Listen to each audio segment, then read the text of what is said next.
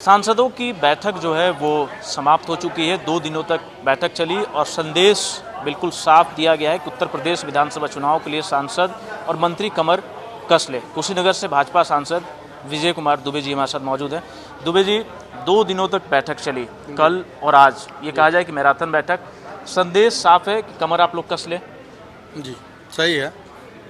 इसमें मुख्यतः जिम्मेवारी हम लोगों पर ये मिला है कि अब यहाँ से क्षेत्र में जब जाएं तो सबसे पहले जो संगठन का मुख्य स्तंभ बूथ समिति और शक्ति केंद्र यानी सेक्टर प्रमुख, इन सब समितियों की एक बार पुनः आप कहें कि उसको पुनर्निर्माण कहें, जांच कहें कि कहीं कोई कमी अगर है तो उसको ठीक किया जाए।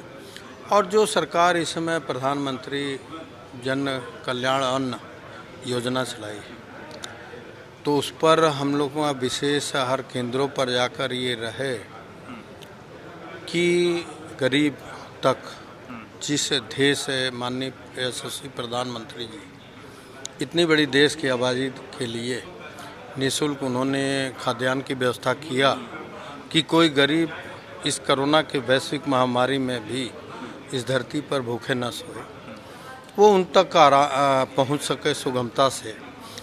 और उसके साथ वैक्सीनेशन केंद्रों पर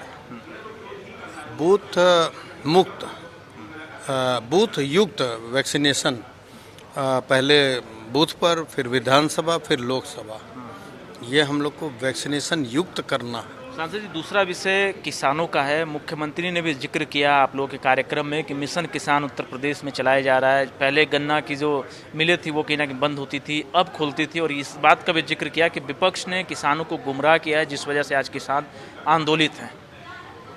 देखिए, हमारे पूर्वी उत्तर प्रदेश में आप अगर ध्यान दें तो गन्ना किसान का 1% ये जो किसान आंदोलन तथा कथित किसान आंदोलन का 1% भी कहीं असर किसानों पर नहीं है। और ये बात सही है। मेरा उदाहरण है कुशीनगर जिला, जो मुख्यतः चीनी उत्पाद के लिए पहले से चला रहा है। हमारे यहाँ के पूर्ववर्ती सरकारों ने औने पौने पर सर्किल रेट से कम दर पर चीनी मिलों को बेच दिए। तो योगी आदित्यनाथ जी महाराज सरकार आया उत्तर प्रदेश का, तो पिपराइच चीनी मिल खड़ा हुआ। अन्य भी चीनी मिल जैसे हमारे यहाँ हाटा के ढाड़ा शुगर मिल एथेनॉल से जोड़ा जा रहा है।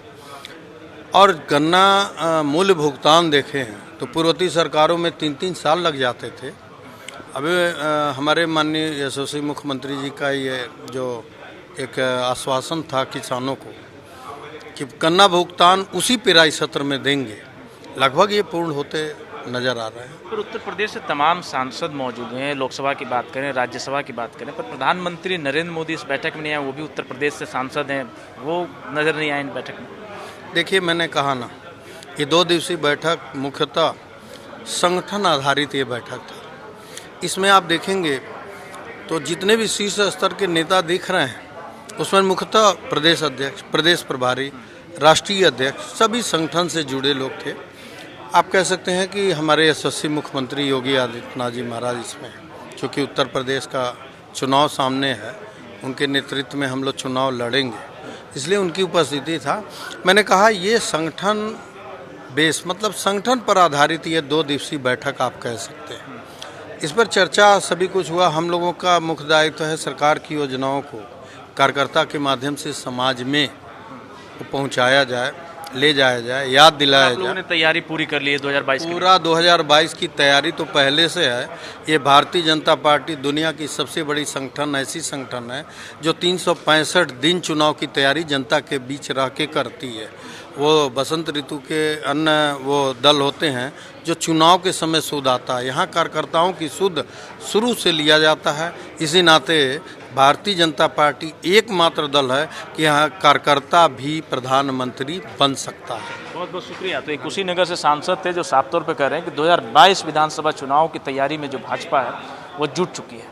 कैमरामैन राहुल के साथ रवि सर्रा, भारत समाचार, दिल्ली।